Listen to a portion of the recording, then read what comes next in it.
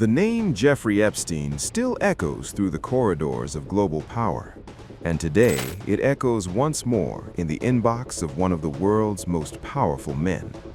Newly released documents from the United States Department of Justice reveal previously undisclosed email exchanges between billionaire tech entrepreneur Elon Musk and the disgraced financier Jeffrey Epstein.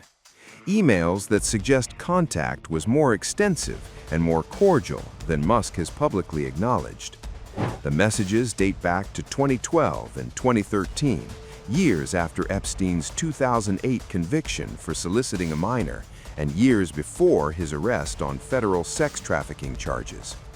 In one exchange from December 2013, Musk writes, "We'll be in the BVI, St. Bart's area over the holidays. Is there a good time to visit?" Epstein replies casually, "Any day 1st to 8th, always space for you." The two continue discussing dates. January 2nd is penciled in. Epstein even writes, "I was really looking forward to finally spending some time together, with just fun as the agenda." The meeting ultimately does not take place. Epstein later cancels, citing scheduling conflicts in New York. But the emails don't stop there. A year earlier, in November 2012, Epstein asks Musk, "How many people will you be for the heli to Island?" Musk replies, "Probably just Tallulah and me. What day or night will be the wildest party on your island?" Another exchange follows, this time about parties, helicopters, and the social scene in the Caribbean.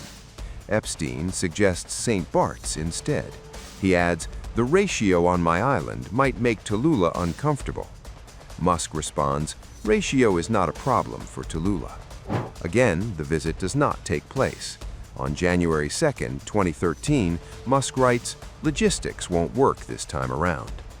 No evidence shows Musk ever traveled to Epstein's island, but the tone of the correspondence, friendly, informal, familiar, stands in contrast to Musk's long-standing public denials. In 2019, Musk told Vanity Fair that Epstein was obviously a creep and claimed Epstein had tried repeatedly to get him to visit the island. Invitations he said he declined. The newly released emails now complicate that narrative. The documents also include references to a possible lunch meeting at SpaceX in 2013, coordinated by Epstein's longtime assistant. And separate messages show Epstein congratulating Musk after a SpaceX rocket launch, followed by friendly back-and-forth emails. Whether those meetings actually took place remains unclear. What is clear is that Musk has repeatedly invoked Epstein's name to attack others. He accused Bill Gates of hypocrisy over Gates's past connection to Epstein.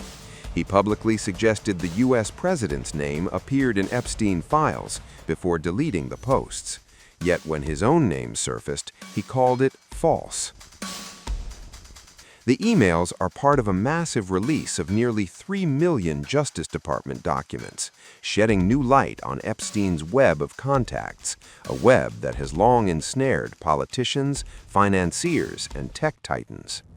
Epstein was found dead in his jail cell in 2019, officially ruled a suicide, a death that fueled global suspicion and unanswered questions.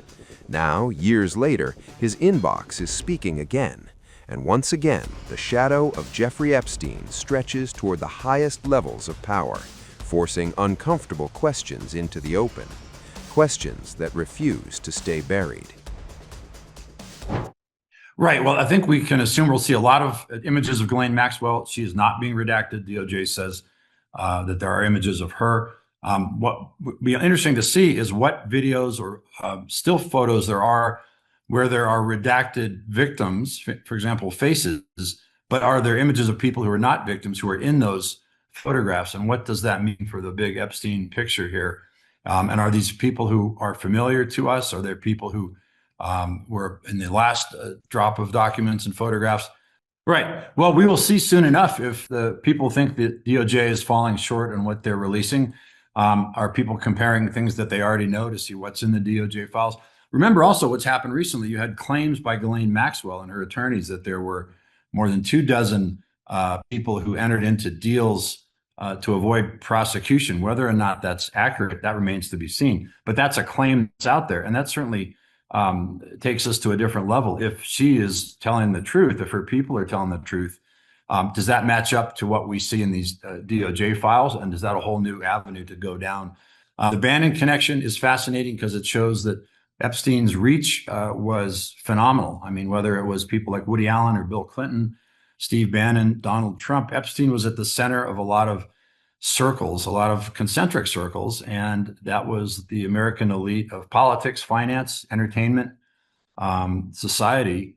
And it just shows that he had something that people wanted. And the question is, was it simply access to the women victims? Was there something else, or was it limited to things like sex and money? Everyone else who apparently was touched by Epstein's life has crashed and burned in one way or another. The question is President Trump the one person who can survive that? And it is a fascinating question because there's nothing positive out there, no matter what's in these files. There's no positive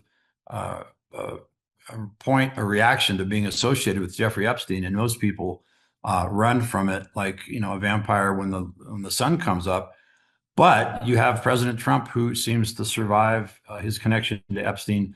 There's the old expression, whistling past the graveyard, and a lot of America's rich and powerful elite are doing that with this latest release. They are hoping that there's nothing in there that connects them to Epstein if they had a connection to him. So that's what we've got. That's what remains to be seen in this latest dump of 3 million plus documents. Who is in there that we don't know about? What are the connections, and who is connecting the dots to things that we're not even aware of yet? Right.